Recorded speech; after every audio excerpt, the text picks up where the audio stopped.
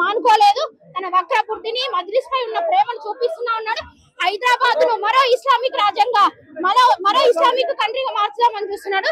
దానికి మొట్టమొదటి అడిగే రాహుల్ గాంధీ బీజం పోసిపోయిండు. అదే రేవంత్ రెడ్డి అనే మొక్క. ఆ మొక్క ఇప్పుడు హిందువుల పైన ప్రతాపం చూపిస్తుంది. రోజుకో పూటకో లెక్క ఒక దగ్గర దాడులు, ఒక దగ్గర ఈ వ్యంగ్యమైన మాటలు, హిందువుల పైన కక్ష పూరించే సాధింపు చర్యలు చేస్తుంది. 100% మజ్లిస్ అంటేనే కాంగ్రెస్ ప్రభుత్వం అంటేనే రేవంత్ రెడ్డి కాదు రేవంత్ రెడ్డి సలీం అని పెట్టుకోండి, రేవంత్ రెడ్డి అక్బరుద్దీన్ పెట్టుకోండి. రేపటి రోజున రేవంత్ రెడ్డి అనే పేరు మర్చిపోతారు మా హిందువులు కూడా. ఏదో ఒక రోజు బీఆర్ఎస్ పట్టిన గతే హిందుగాళ్ళు బొందగాళ్ళు అని మాట అన్నాడు కదా, ఇప్పుడు అదే బొంద పెట్టి ప్రయత్నం చేస్తారు రానున్న స్థానిక ఎన్నికల్లో కూడా.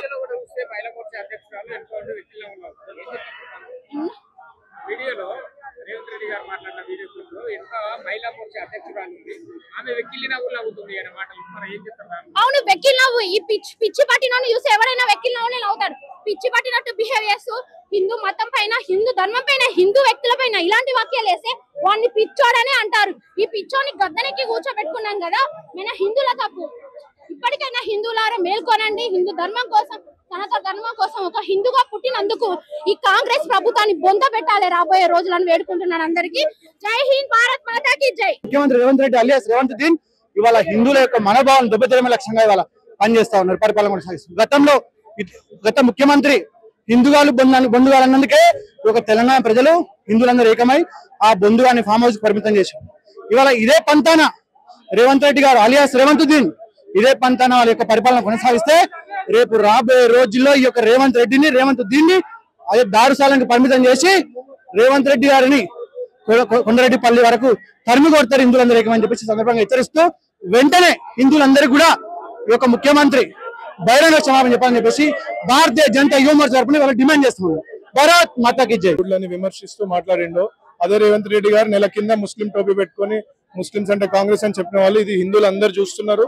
అండ్ హిందువులు ఇవాళ రేవంత్ రెడ్డి గారు వచ్చి అపాలజైజ్ చేయాలి, లేదంటే వచ్చే ఎన్నికల్లో కానీ ఎక్కడెక్కడ వాళ్ళకి ఛాన్స్ దొరికితే అక్కడ హిందువులందరూ 100% వారికి గుణపాఠం చెప్తారని చెప్పేసి మేము ఆశిస్తాం. ఇప్పుడు ఎట్లాగో మా కార్యకర్తలను ఎట్లా కొట్టి తీసుకెళ్తున్నారు చూడండి. మేము శాంతియుతంగా ధర్నా చేయాలని ఇవాళ బయటకు వచ్చినాం. మా గణేష్ అన్న, మా బీజేఎం ప్రెసిడెంట్ నేతృత్వంలో ఇవాళ శాంతియుతంగా మా విమర్శ తెలపడానికి మేము వస్తే ఇవాళ అందరినీ కొట్టి ఎట్లాగైతే లోపలేస్తున్నారో చూడండి. ఇది ఏడికి పోదు, ప్రజలందరూ చూస్తారు. ప్రజలందరూ ఛాన్స్ దొరికిన ప్రతి దగ్గర ప్రజలందరూ గుణపాఠం చెప్తారు. అండ్ ఇది ఇక్కడ ఆగదు, వారు వచ్చి సారీ చెప్పాలి. కాంగ్రెస్ పార్టీ వచ్చి స్టేట్మెంట్ రిలీజ్ చేసి సారీ చెప్పాల్సిందే. హిందువులందరినీ అండ్ హిందువులందరి మనోభావాలని ఇట్లా ఇన్సల్ట్ చేసినాం. హిందూ మతం గురించి సెలబ్రిటీలు కావచ్చు, రాజకీయ నాయకులు కావచ్చు, వాళ్ళు చులకనగా మాట్లాడేది ఇది ఎంత ఓవరాల్ గా చూసుకున్నట్టయితే కక్షపూర్వకంగానే మాట్లాడుతున్నారు అనుకుంటున్నారా? అంటే అందరూ ఈ రోజు చూస్తుంటే ఈ సమాజంలో మైనారిటీలకు కాపు కాస్తూ మైనారిటీల ఓట్ల కోసం వెతుకుతూ చేయడం జరుగుతుంది.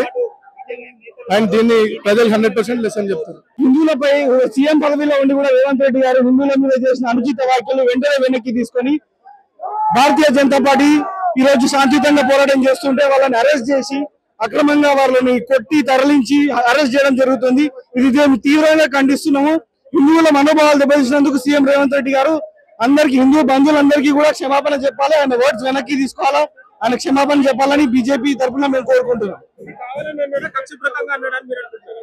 కక్షపూర్వకంగా ఆలోచనగానే మొన్ననేమో టోపీ పెట్టుకొని కాంగ్రెస్ అంటే ముస్లిం అన్నాడు, ఈ రోజేమో హిందువుల దేవుళ్ళు ఎంతమంది ఉంటారంట అని, పెళ్లి గానోళ్ళకో దేవుడు, తాగేటోళ్ళకో దేవుడు, తినేటోళ్ళకో దేవుడు, ఇట్లా మాట్లాడాల్సిన అవసరం ఏమున్నది? హిందువుల మీద కక్ష కట్టినా ఎందుకు అట్లా మాట్లాడాల్సిన అవసరం వచ్చింది? దేవుడు అంటే నువ్వు ఒక స్టేజ్ ఒక కుర్చీ ఎక్కితే దేవుణ్ణి కూడా ఎదిరిస్తావా? దేవుని మీద కూడా వ్యాఖ్యలు మాట్లాడతావా? ఇది సరి కాదు. రేవంత్ రెడ్డి గారు సరి చేసుకోండి. వెంటనే వ్యాఖ్యలు వెనక్కి తీసుకొని క్షమాపణ చెప్పాలని కోరుకుంటున్నాం. పోలీసులు చూడండి, నిజంగా బారికేడ్ల లోపట ఉండి శాంతియుతంగా మేము నిరసన వ్యక్తం చేస్తున్నాము. రేవంత్ రెడ్డి గారి దిష్టి బొమ్మ దగ్గర పెడుతున్నాము. ఎందుకంటే నిన్న హిందూ దేవుళ్లను, హిందూ మనోభావాలను కించపరిచినట్టు మాట్లాడినటువంటి రేవంత్ రెడ్డి దిష్టి బొమ్మను గాలబెడుతున్న తరుణంలో ఇక్కడ ఉన్నటువంటి రేవంత్ రెడ్డి ప్రభుత్వానికి కొమ్ము కాస్తున్నటువంటి పోలీసు యంత్రాంగం అతి విచక్షణ రహితంగా దాడి చేసిల్లు, నా మీద లాఠీ చార్జీ చేసిల్లు. నేను కనీసం చాలా సొమ్మసిల్లు పోయి మంచినీళ్ళు కనీసం నీళ్లు తాగుతా అన్నా కూడా పోలీసులు కనకరించట్లేదంటే నిజంగా ఇంత దుర్మార్గులో ఒకసారి ఈ పోలీసు వ్యవస్థ అర్థం చేసుకోవచ్చు. అతి కిరాతకంగా వ్యవహరిస్తా ఉన్నారు. మీరు నిజంగా మీరు రేవంత్ రెడ్డి ఇంటి దగ్గర చేయండి. ఇది ఇవాళ రేవంత్ రెడ్డి కేవలం ముస్లిం సంతుష్టికరణ కోసం ఇవాళ మరి రేవంత్ రెడ్డి గతంలో ఎన్నికలకు వచ్చినప్పుడు ఏదైతే అధికారంలోకి రాకముందు హిందూ దేవుళ్ళు గద్వాలకు పోయి గద్వాల అమ్మవారి మీద ఒట్టేసి చెప్తున్నా మీ అందరికి నేను హామీ ఇస్తున్నా అని చెప్పిండు. మరి ఇవాళ ఆ అమ్మవారిని అవమానించినట్ట ఇవాళ వరంగల్ పోయి భద్రకాళి అమ్మవారి మీద ఒట్టేసి చెప్పిండు. మరి ఇవాళ భద్రకాళి అమ్మవారిని ఇవాళ నువ్వు అవమానిస్తున్నావా? ఇవాళ హనుమాన్ మీద ఒట్టేసి కరీంనగర్ పోయి వేములవాడ పోయి హనుమాన్ మీద ఒట్టేసి చెప్పిండు.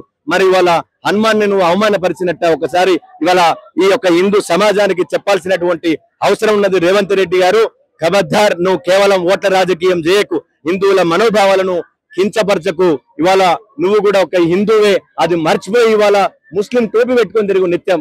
ఇవాళ అసదుద్దీన్ ఓవైసీ అక్బరుద్దీన్ ఓవైసీ మీరిద్దరు ముగ్గురు కలిసి అంటగాగండి, మాకేం సంబంధం లేదు, టోపీ పెట్టుకొని తిరుగు, వాళ్ళ ఇప్పు విందారులకు వెళ్ళు, విందు వినోదాలకు వెళ్ళు, వాళ్ళ ఫంక్షన్లకు వెళ్ళు, మేము అద్దనం. కానీ హిందూ మనోభావాలను దెబ్బతీస్తా అన్నా కూడా, హిందూ దేవుళ్ళను కించపరుస్తా అన్నా కూడా ఇవాళ హిందూ సమాజం సహించదు అని చెప్పేసి రాష్ట్ర ముఖ్యమంత్రి గారిని హెచ్చరిస్తా ఉన్నాం. పోలీసులు కొట్టారు, పోలీసులు లాఠీ చార్జీ చేసిళ్ళు. ఇవాళ అది మీరు చూస్తూనే ఉన్నారు. ఇప్పటిదాకా మా యువమోర్చా నాయకులు అందరి మీద విచక్షణ రహితంగా దాడి చేస్తా ఉన్నారు. ఇవాళ పోలీసులు ఎవరికి కొమ్ము వేస్తున్నారు? ఇవాళ మేము శాంతియుతంగా నిరసన తెలుపుతా ఉన్నాము.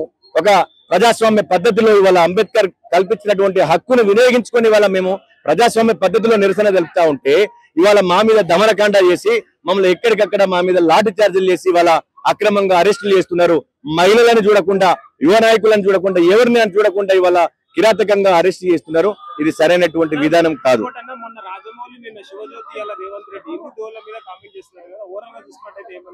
ఇవాళ కావాలని హిందువుల మీద హిందువుల మీద కక్ష గట్టిల్లు చాలా ఇబ్బంది పెడుతున్నారు సార్. బయట కాదు, దెబ్బ తాకింది, లాఠీ చార్జ్ చేసిల్లు. ప్రతి మహిళ ఒక ఆది పరాశక్తి అయి ఆయన భర్త మాత్రం పడతారు. ఏ గుడిలో కూడా అడుగు పెట్టనీయం. ఆయన సీఎం కాకముందు ప్రతి గుడిలో ఆయన పూజలు చేసిండు, ప్రతి కోళ్ళను కోసిండు, మేకలను కోసిండు, అన్ని వేసిండు. ఎందుకంటే ఆయన కూడా ఒక హిందువే కాబట్టి. ఇప్పుడు సీఎం గద్దెనెక్కిన తర్వాత ఇప్పుడు అలాంటి మాటలు ఎందుకు మాట్లాడుతున్నాడు అంటే ఆయన సెక్యులరిజం గురించి మాట్లాడుకో. నువ్వు వాళ్ళ టోపీ పట్టుకొని ఎంఐఎంకు వంతాసంతో పలుకుకో, మాకు సంబంధం లేదు. కానీ నువ్వు మా హిందూ దేవుళ్ళను మాత్రం ఎట్టి పరిస్థితుల్లో నువ్వు కించపరిస్తే మాత్రం మేము సహించం. దానికి మీరు కంపల్సరీ క్షమాపణ చెప్పాలి.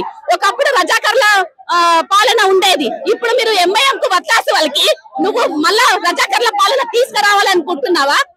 ఖబర్దార్ రేవంత్ రెడ్డి, అలాంటివి మేము సహించం. ఇప్పటికే దేశంలో ప్రతి రాష్ట్రంలో మా భారతీయ జనతా పార్టీ పనిచేస్తుంది. వచ్చే ఎన్నికల్లో కూడా మా భారతీయ జనతా పార్టీ కంపల్సరీ పని చేస్తుంది. అప్పటి వరకు కూడా మేము అసలు ఊరుకోము. మీ భర్త మాత్రం పడతాం. మీరు ఎట్టి పరిస్థితుల్లో క్షమాపణ చెప్పాలి హిందూ సమాజానికి. లేని ఎడల మేము ఏం చేసుకోవాలో అది చేసుకుంటాం. హిందువుల మీద, హిందూ దేవుళ్ళ మీద నిన్న రేవంత్ రెడ్డి గారు మాట్లాడిన పద్ధతి ఏం బాగలేదు. ఎందుకంటే ఈసారి మాత్రం ఈ హిందువుల ఓట్లు మాత్రం వద్దనుకుంటున్నాడా ఏంటి సీఎం గారు మనకు తెలియదు. కానీ హిందువుల జోలికి వస్తే మాత్రము ఏ పార్టీని కూడా మేము వదిలేదు లేదు. రేవంత్ రెడ్డి గారి మాత్రము హిందువులకు క్షమాపణ చెప్పాలని కోరుకుంటున్నాం. నిన్న రేవంత్ రెడ్డి గారు మాట్లాడిన మాటలకి చాలా బాధాకరమైంది. ఈ రోజు ఏదో ఒక పొలిటికల్ లీడర్ గా గానీ, ఒక మతతత్వం గురించి కానీ, మాట్లాడే వాళ్ళ గురించి కానీ మేము ఈ చేయడం లేదు, ధర్నా చేయడం లేదు. మేము చేసింది ఏంటంటే ఒక హిందూ దేవతల గురించి మాట్లాడడం అనేది ఎంతవరకు ఆయనకు సబబ్ అనేది ఆయన కొంచెం ఒక్కసారి ఆత్మవిమర్శ చేసుకోవాలి, ఖచ్చితంగా చేసుకోవాలి. ఎందుకంటే అసలు ఆయన ఏం మాట్లాడుతున్నారు, ఆయన స్పృహలో ఉండి మాట్లాడడం లేదు. మనం ఒక పదవిలో ఉన్నప్పుడు, ఒక ముఖ్యమంత్రి గారి పదవిలో ఉన్నప్పుడు మనం ఏం మాట్లాడతామో మన కింద వాళ్ళు కూడా అదే నేర్చుకుంటారు. ఆయన ఏం నేర్పిస్తున్నాడు, కింద వాళ్ళకి ఎలాంటి మెసేజ్ ఇస్తున్నాడు? ఆయన ఇష్టం. ముస్లిం వాళ్ళని గౌరవించనియండి, వాళ్ళతో కలవనియండి, ఏమైనా చేయనండి, దట్ ఈస్ ఆయన పర్సనల్ విషయం. కానీ హిందూ దేవతల గురించి మాట్లాడిన మనిషి, విమర్శలు చేసిన మనిషి ఏ నాడు ఎవరు కూడా బాగుపడిన దాఖలాలో లేరు. నిజంగా కూడా ఆయన ఆత్మవిమర్శ చేసుకొని ఖచ్చితంగా నేలకి ముక్కు రాచి అదే దేవాలయానికి వెళ్ళి క్షమాపణ చెప్తే గాని ఆయనకి పునర్జన్మ అనేది ఉండదు. ఆయన ఇష్టం. తర్వాత ఆయనకే తెలియాలండి. ఆయన స్పృహలో ఉండి మాట్లాడడం లేదు. అంటే మొన్న ఈ బజార్ జూబ్లీ హిల్స్ గెలిచిన తర్వాత ఆయనకి కళ్ళు ఎక్కడో నెత్తుకుపోయినాయి. మెట్టు ఎక్కిన మెట్టు మర్చిపోతున్నారు. ఎక్కిన మెట్టు మర్చిపోయారండి. ఎక్కడి నుంచి ఎక్కాం మనం మెట్టు, ఏ స్థితి నుంచి వచ్చాం, ఆ స్థితి మెట్టు మర్చిపోయారు ఆయన. ఆ మెట్టు మర్చిపోతే ఎక్కడ పడిపోతారు, పాతాళానికి తొక్కేస్తారు. ఇంకా అక్కడి నుంచి లేవడం అనేది జన్మలో జరగదు. देखिए जैसा कि रेवंत रेड्डी का जो भी बयान था, पहले भी वो बोले हैं इलेक्शंस के टाइम पे कि कांग्रेस से मुस्लिम से कांग्रेस है। ये बहुत बड़ा गलत बयान था उनका। मुस्लिम्स की याद कब करे उन्होंने, इलेक्शन के टाइम पे याद करे। और जैसा कि बीजेपी मुस्लिम्स को और माइनॉरिटीज को बाजू में करती है बोल के ये बात मानी जाती है, लेकिन मैं एक बात बोलना चाहती हूँ कि आज 4 साल से कांग्रेस में माइनॉरिटी वही नहीं है, माइनॉरिटी सेल ही नहीं है, लेकिन हमारे पास बीजेपी माइनॉरिटी सेल चल रहा है। हमारा प्रेसिडेंट अभी इलेक्ट होके आए हैं, यहाँ पे ऐसा कुछ भी नहीं है। और रही बात जो उनका बयान आया है रेवंत रेड्डी का कल का, सबसे पहले वो एक हिंदू हैं। जब पहले उनको अपने मजहब का, अपने रिलीजन का रेस्पेक्ट करना चाहिए, उसके बाद ही वो दूसरों के बारे में बोल सकते हैं। आप इतना सोच लीजिए कि एक इंसान को जब खुद के मजहब का, अपने रिलीजन का उनको रेस्पेक्ट नहीं है तो वो दूसरों का क्या करेंगे।